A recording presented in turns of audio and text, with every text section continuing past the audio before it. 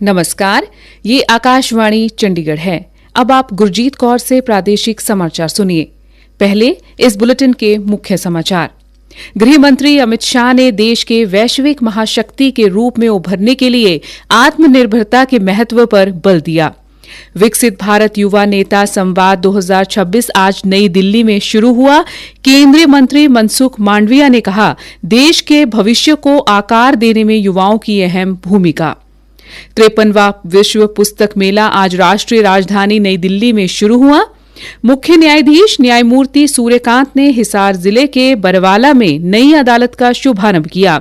नए अदालत परिसर की आधारशिला भी रखी और हरियाणा में 2027 की जनगणना के लिए तैयारियां पूरी। जनगणना पूरी तरह डिजिटल होगी। अब समाचार विस्तार से।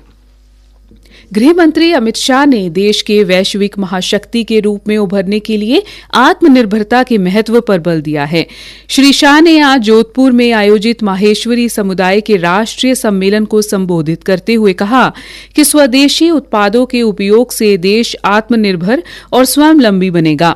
उन्होंने मातृभाषा को बढ़ावा देने के महत्व पर भी बल दिया। भाषा ही समाज को जिंदा रखती है, भाषा ही धर्म को जिंदा रखती है, भाषा ही संस्कृति को आगे बढ़ाती है। तो मेरा सभी से आग्रह है कि जहां जरूरत पड़े वहां जरूर जो भी भाषा हो, विदेशी हो तो भी बोलिए, परंतु अपने बच्चों के साथ अपनी मातृभाषा में बोलने का आग्रह करिए, उनको अपनी मातृभाषा सिखाइए। ये हमारे देश को आगे ले जाने के लिए बहुत जरूरी है। विकसित भारत युवा नेता संवाद 2026 आज नई दिल्ली में शुरू हो गया। केंद्रीय युवा कार्य और खेल मंत्री मनसुख मांडविया ने कार्यक्रम का उद्घाटन किया। इस अवसर पर उन्होंने कहा कि देश के भविष्य को आकार देने में युवाओं की अहम भूमिका है। श्री मांडविया ने कहा कि ये संवाद युवा नेतृत्व को प्रौद्योगिकी, उद्यमिता, शासन, सतत और सामाजिक विकास जैसे क्षेत्रों के समाधान के लिए प्रोत्साहित करेगा। केंद्रीय मंत्री ने कहा कि ये संवाद 2047 तक विकसित भारत के निर्माण के लिए युवाओं की प्रतिभा और रचनात्मकता को पहचानने की एक प्रक्रिया है। ऐसे हमारे टैलेंटेड युवाओं को आइडेंटिफाई करना, उसकी लीडरशिप के संस्कार को नर्चर करना और उसको लीडर बनाना। दोस्तों, विकसित भारत यंग लीडर डायलॉग ये देश के यंग लीडर तैयार करने की प्रोसेस है। दोस्तों, ये प्रोसेस का आप हिस्सा बने हैं, इसलिए मैं आपको अभिनंदन देता हूं। इस अवसर पर राष्ट्रीय सुरक्षा सलाहकार अजीत डोभाल ने युवाओं से भविष्य में विकसित भारत का नेतृत्व करने के लिए निर्णय लेने की क्षमता विकसित करने का आह्वान किया। युवा को अपने रोजमर्रा की जिंदगी में छोटे निर्णय और बड़े निर्णय करना, और जैसे जैसे आप बढ़ते जाएंगे छोटी सी बात से और बड़े बड़े निर्णय आप लोगों को ही लेने। भारत तो विकसित होगा ही। भारत जिस गति और जिस रफ्तार पर प्रधानमंत्री मोदी जी इसको ले आए हैं, ये एक ऑटो मोड में भी चलेगा और विकसित हो जाएगा। 53वां विश्व पुस्तक मेला आज राष्ट्रीय राजधानी नई दिल्ली में शुरू हो गया है। भारतीय सैन्य इतिहास, वीरता और ज्ञान @75 थीम पर आयोजित इस 9 दिवसीय मेले में 35 से अधिक देशों के 1000 से अधिक प्रकाशक भाग ले रहे हैं। कार्यक्रम का उद्घाटन शिक्षा मंत्री धर्मेंद्र प्रधान ने किया। श्री प्रधान ने कहा कि पुस्तकें ज्ञान की वाहक हैं और जो पीढ़ियों को जोड़ने के साथ ही सभ्यताओं की स्मृतियों को संजोती है और समाज को दिशा देती हैं। पिछले 53 वर्षों में लगातार आयोजित हो रहा ये दिल्ली की पुस्तक मेला आज विश्व प्रकाशन जगत का एक प्रतिष्ठित और विश्वसनीय मंच बन चुका है। 20 लाख से अधिक पाठकों का और 50 से प्लस देशों की भागीदारी वाला ये आज विश्व का सबसे बड़ा बिजनेस टू कंज्यूमर पुस्तक मेला हो चुका है, जो लेखक, प्रकाशक और पाठकों का सीधा संवाद और सहभागिता का एक अनूठा मंच पर एक साथ लाने का प्रयास किया है। इस वर्ष थीम पवेलियन मेले का मुख्य आकर्षण है, जिसमें सैन्य इतिहास पर 500 से अधिक पुस्तकें प्रदर्शित की जा रही हैं और 100 से अधिक थीम आधारित कार्यक्रम आयोजित किए जा रहे हैं। पुस्तक मेला 18 जनवरी तक चलेगा। देश के मुख्य न्यायाधीश न्यायमूर्ति सूर्यकांत ने आज हिसार जिले के बरवाला में बनी नई अदालत का शुभारंभ किया और साथ ही बनने वाले नए अदालत परिसर की आधारशिला भी रखी।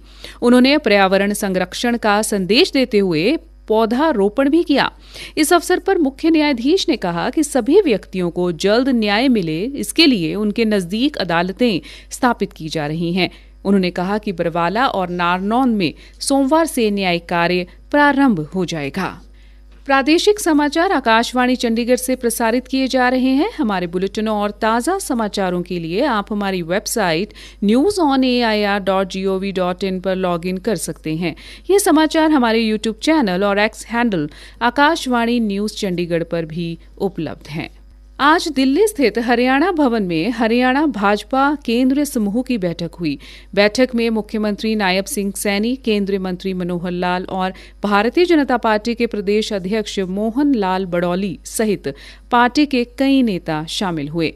बैठक को लेकर मोहन लाल बड़ौली ने बताया, 12 जनवरी को युवा दिवस, उस पर एक भव्य प्रोग्राम गुरुग्राम में होगा। उसकी पूरी तैयारियों की चर्चा इसमें हुई है और श्रद्धेय पूर्व प्रधानमंत्री भारत रत्न अटल बिहारी वाजपेयी जी का पूरे वर्ष भर जो शताब्दी वर्ष के कार्यक्रम रहेंगे उन पर विस्तार से चर्चा हुई है। और आत्मनिर्भर भारत किस प्रकार से, और बहुत सारे प्रोग्राम पार्टी के चले हैं, आत्मनिर्भर भारत बने। बहुत सारी इकाइयां हैं, स्थानीय निकाय है, परिषद है, पालिकाएं हैं, बहुत सारी ऐसी संस्थाएं हैं। हम फोकस करेंगे कि उनको एक टारगेट देंगे ताकि वो सभी संस्थाएं आत्मनिर्भर बने।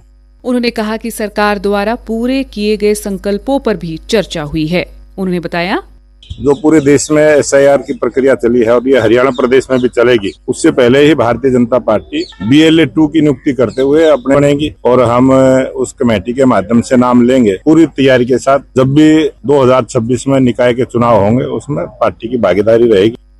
हरियाणा सरकार 2027 की जनगणना के लिए पूरी तरह तैयार है। हरियाणा नागरिक पंजीकरण व जनगणना निदेशालय के निदेशक डॉक्टर ललित जैन ने आकाशवाणी से विशेष बातचीत में बताया, जनगणना 2027 की कवायद शुरू हो चुकी है। इसको 2 चरणों के अंदर किया जाएगा। सबसे पहले तो हाउस लिस्टिंग ऑपरेशंस है, जो कि अब अप्रैल से लेकर सितंबर 2026 के अंदर इसका कार्य किया जाएगा। और फिर उसके बाद पॉपुलेशन एन्यूमरेशन है, उसका काम 2027 फरवरी और मार्च के अंदर किया जाएगा। इसके लिए हमारी तैयारियां पूरी हो गई हैं, जिलों के अंदर बैठकें हो गई हैं, नोडल ऑफिसर्स की अपॉइंटमेंट हो गई है, जो नेसेसरी गेजेट नोटिफिकेशंस है, ऑर्डर्स हैं, वो जारी हो चुके हैं। लगभग 50,000 स्कूल के टीचर्स हम उनकी सेवाएं लेंगे इस कार्य के लिए। और किस तरह से किस जिले में किस चीज की आवश्यकता है, बोथ मेन एंड मटीरियल, उसके इंतजाम कर दिए गए। उन्होंने बताया कि इस बार जनगणना पूरी तरह से डिजिटल होगी। मोबाइल एप्लीकेशन के माध्यम से सारी जानकारी एकत्रित की जाएगी। जनगणना के इतिहास में पहली बार ऐसा होगा कि व्यक्ति अपनी स्वयं की जानकारी वेबसाइट पर जाकर अपलोड कर सकेगा। उन्होंने कहा कि लोगों को जनगणना के बारे में जागरूक करने के लिए सोशल मीडिया आदि सभी माध्यमों का प्रयोग किया जाएगा। एक तो IEC कैंपेन है, जिसको हम सोशल मीडिया और अन्य मीडिया के माध्यम से हम हरियाणा के हर गांव, हर गली तक पहुंचेंगे और लोगों को जनगणना के बारे में जागरूक करेंगे। डॉक्टर जैन ने बताया कि गणक अपने मोबाइल फोन प्रयोग करेंगे, इसके लिए मानदेय दिया जाएगा। हरियाणा खेल विभाग और भारतीय खेल प्राधिकरण साई ने रोहतक के राजीव गांधी खेल परिसर में बॉक्सिंग के साई राष्ट्रीय उत्कृष्टता केंद्र के 20 वर्षों के लिए विस्तार को लेकर समझौता ज्ञापन पर हस्ताक्षर किए हैं। इस समझौता ज्ञापन के तहत खेल विभाग हरियाणा द्वारा रोहतक के राजीव गांधी खेल परिसर में राष्ट्रीय मुक्केबाजी उत्कृष्टता केंद्र के संचालन हेतु आवश्यक भूमि और आधारभूत स्थान उपलब्ध कराया जाएगा। वहीं भारतीय खेल प्राधिकरण द्वारा इस केंद्र के लिए आधुनिक ढांचागत सुविधाएं, अंतर्राष्ट्रीय स्तर के खेल उपकरण, उच्च गुणवत्ता वाली प्रशिक्षण व्यवस्था तथा अनुभवी और प्रशिक्षित कोच भी अन्य स्टाफ उपलब्ध कराया जाएगा। हरियाणा खेल विभाग के प्रधान सचिव विजय सिंह दहिया ने बताया कि समझौते की अवधि 20 वर्ष निर्धारित की गई है। 10 वर्षों के पश्चात इसकी समीक्षा कर आवश्यकता अनुसार संशोधन एवं पुनरीक्षण किया जाएगा। अंत में मुख्य समाचार एक बार फिर से। गृह मंत्री अमित शाह ने देश के वैश्विक महाशक्ति के रूप में उभरने के लिए आत्मनिर्भरता के महत्व पर बल दिया। विकसित भारत युवा नेता संवाद 2026 आज नई दिल्ली में शुरू हुआ। केंद्रीय मंत्री मनसुख मांडविया ने कहा, देश के भविष्य को आकार देने में युवाओं की अहम भूमिका। 53वां विश्व पुस्तक मेला आज राष्ट्रीय राजधानी नई दिल्ली में शुरू हुआ। मुख्य न्यायाधीश न्यायमूर्ति सूर्यकांत ने हिसार जिले के बरवाला में नई अदालत का शुभारंभ किया। नई अदालत परिसर की आधारशिला भी रखी और हरियाणा में 2027 की जनगणना के लिए तैयारियां पूरी, जनगणना पूरी तरह डिजिटल होगी। इसी के साथ ये समाचार बुलेटिन समाप्त हुआ। नमस्कार।